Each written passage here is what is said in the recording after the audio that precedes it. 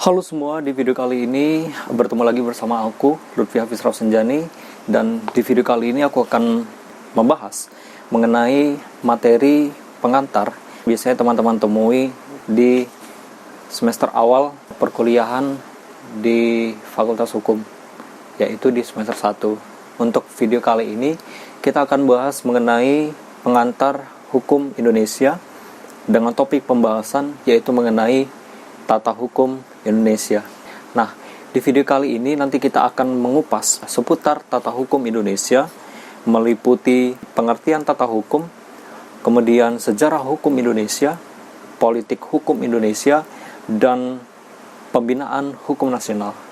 Oke teman-teman, jadi di video ini aku tidak memposisikan diriku sebagai seorang dosen atau sebagai seorang guru atau mengajari teman-teman, tapi di sini aku lebih kepada bagaimana aku membuka ruang bagi teman-teman untuk kita bisa saling sharing mengenai materi perkuliahan yang memang pada saat ini cukup terbatas ya kita dapatkan, apalagi pada saat ini kita sedang berkuliah dalam keadaan di tengah pandemi, sehingga dalam perkuliahan secara daring menurut aku sih sedikit terbatas ya yang kita dapat, sehingga kita perlu untuk mengeksplor materi lebih dalam lagi melalui pemahaman-pemahaman yang kita dapatkan secara mandiri. Oke teman-teman, untuk yang pertama aku akan mengupas mengenai pengertian atau definisi dari tata hukum itu sendiri. Jadi tata hukum itu apa sih? Tata hukum merupakan suatu susunan hukum yang terdiri atas aturan-aturan hukum yang disusun sedemikian rupa, di mana aturan-aturan hukum yang disusun sedemikian rupa ini saling berhubungan serta menentukan. Kemudian yang menetapkan tata hukum ini adalah masyarakat hukum. Nah, jadi masyarakat hukum itu apa sih? Masyarakat hukum merupakan suatu masyarakat yang menetapkan tata hukum serta tunduk kepada tata hukum tersebut. Dalam artian bahwa masyarakat hukum itu tidak hanya menetapkan tata hukum, tetapi mereka juga tunduk kepada tata hukum yang mereka tetapkan tersebut.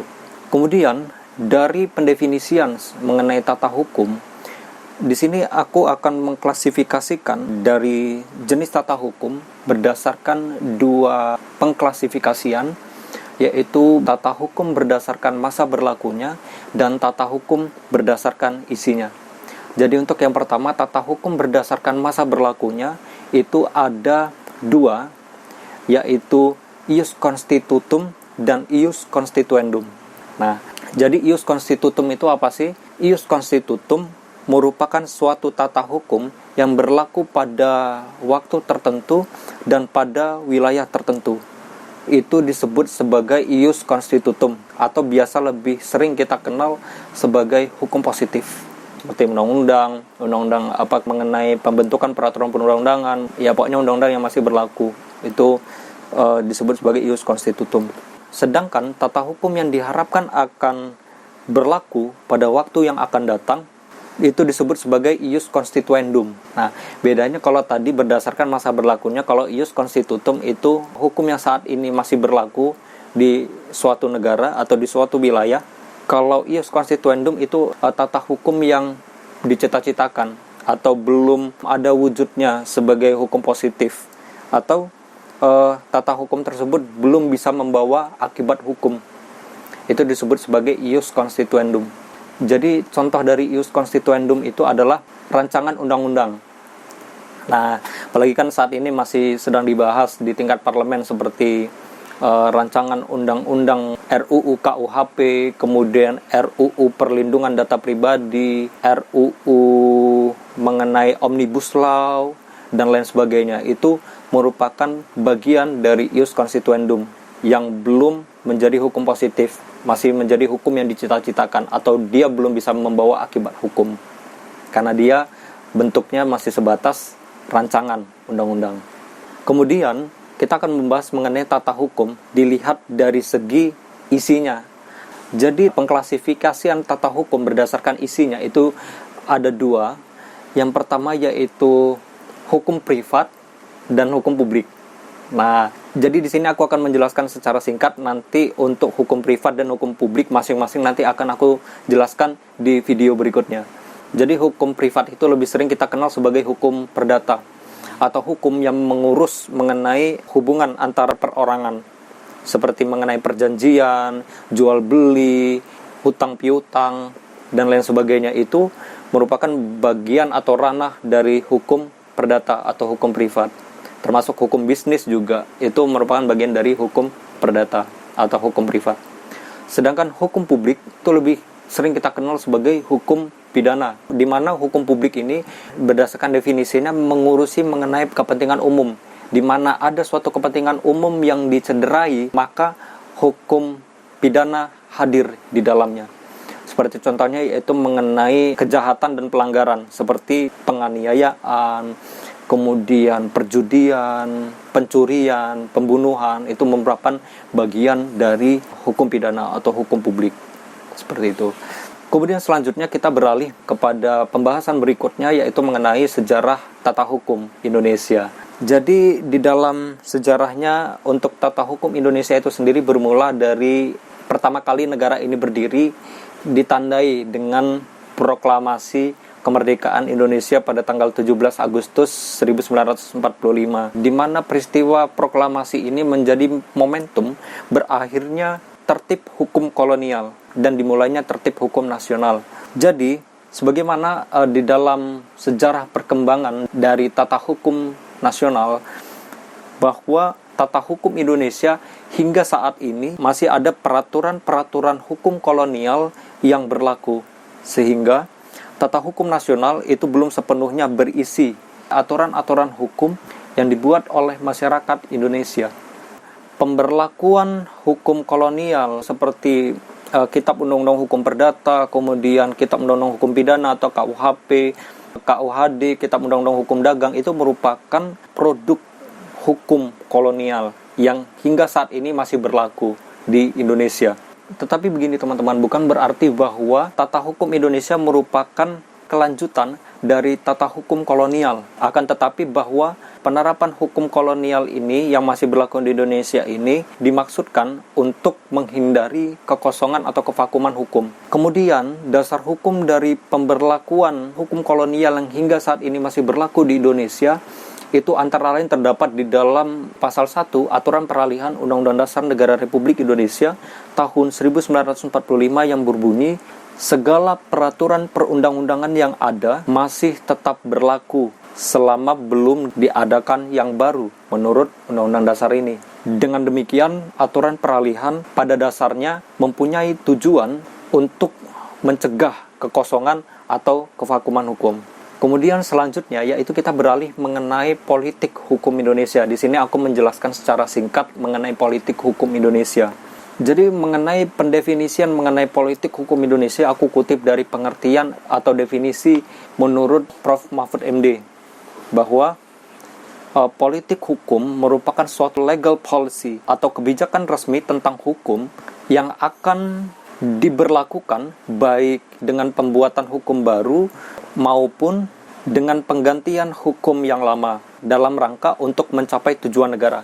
Nah, poinnya di sini, politik hukum sebagai suatu arah kebijakan dalam pembuatan suatu hukum di Indonesia.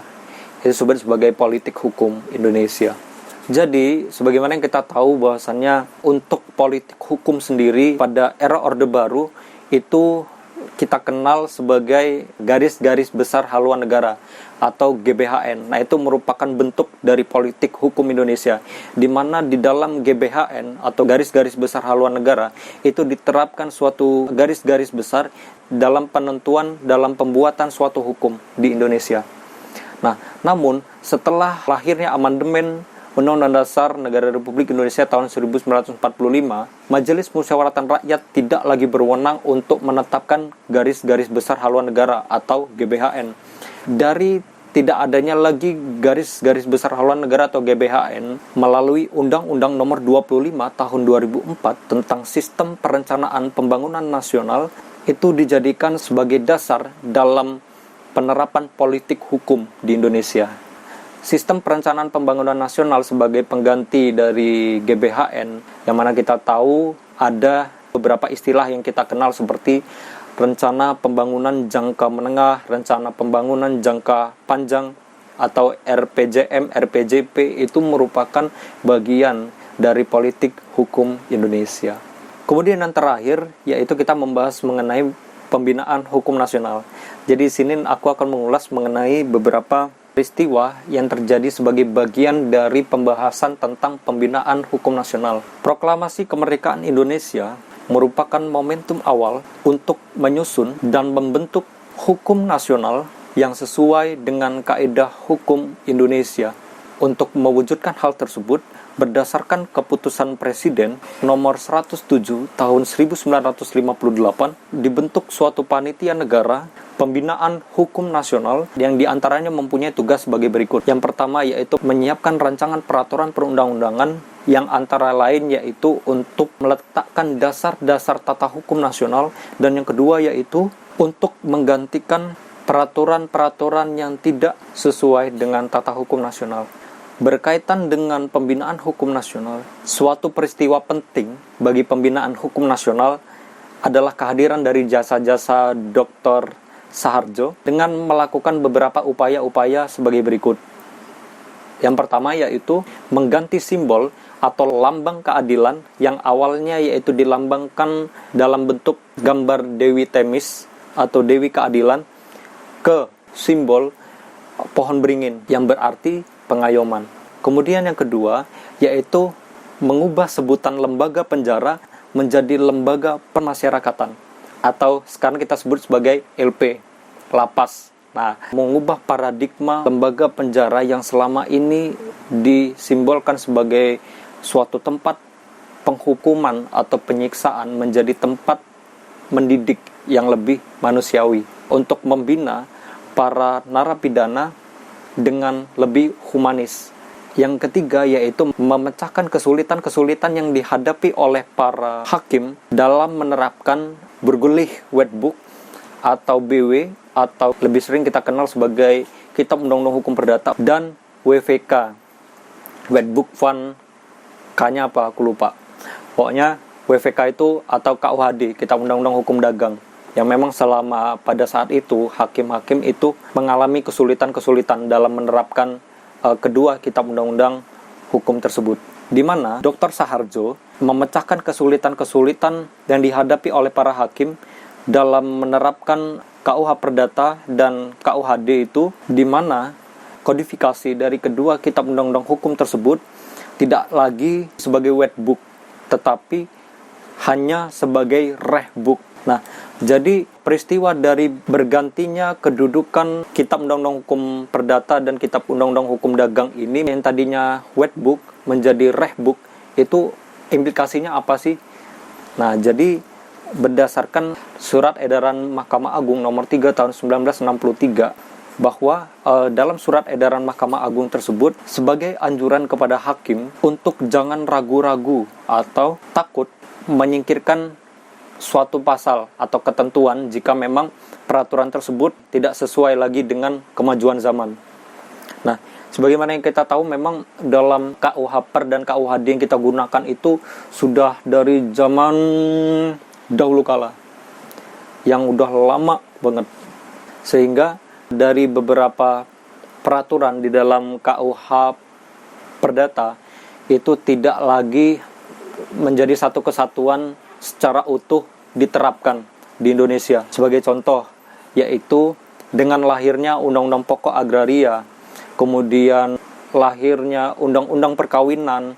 Nah, kedua hal ini yang menandakan bahwa kedudukan KUH Perdata dan KUHD itu tidak lagi sebagai Wetbook atau satu kesatuan sebagai kodifikasi kitab undang-undang hukum. Contohnya yaitu Undang-Undang Pokok Agraria yang sebelumnya di dalam KUH Perdata itu diatur di dalam buku 2. Nah, tetapi dengan lahirnya Undang-Undang Pokok Agraria, maka segala ketentuan mengenai bumi, air, dan kekayaan alam yang terkandung di dalamnya itu tidak lagi berlaku yang ada di dalam buku 2 KUH Perdata. Yang berlaku sekarang yaitu Undang-Undang Pokok Agraria. Dan yang kedua yaitu mengenai Undang-Undang Perkawinan nomor 1 tahun 1974, di mana sebelumnya hal-hal yang mengenai perkawinan itu diatur di dalam buku 1 KUH Perdata. Tetapi dengan lahirnya undang-undang perkawinan, maka segala ketentuan yang diatur menurut undang-undang perkawinan, yang ketentuan yang ada di dalam KUH Perdata itu tidak lagi berlaku. Dan yang terakhir yaitu sebagai bagian dari materi pembinaan hukum nasional, kita akan berbicara mengenai ciri-ciri dari hukum modern.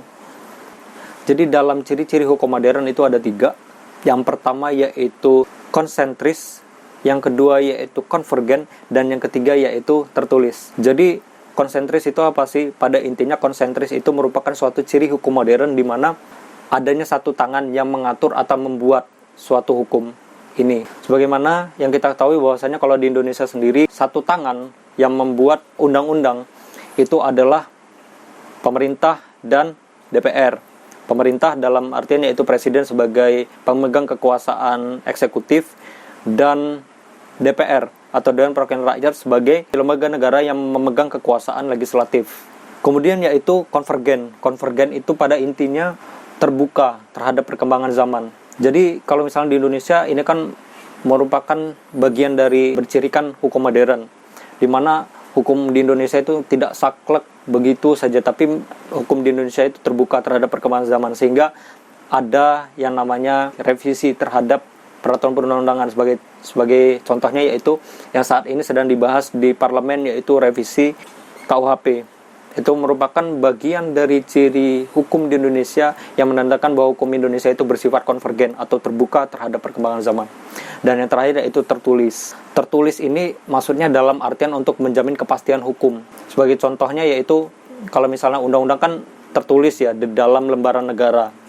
Nah, ada yang namanya undang-undang nomor sekian tahun sekian, pasal 1 bla bla bla bla. Itu merupakan ciri bahwasannya hukum di Indonesia itu masuk ke dalam ciri hukum modern, yaitu cirinya tertulis. Oke teman-teman, itu saja mengenai pembahasan kita di video kali ini mengenai pengantar hukum Indonesia dengan topik pembahasan yaitu mengenai tata hukum Indonesia. Terima kasih banyak atas perhatiannya, semoga bermanfaat, tetap semangat. Sampai bertemu di video berikutnya.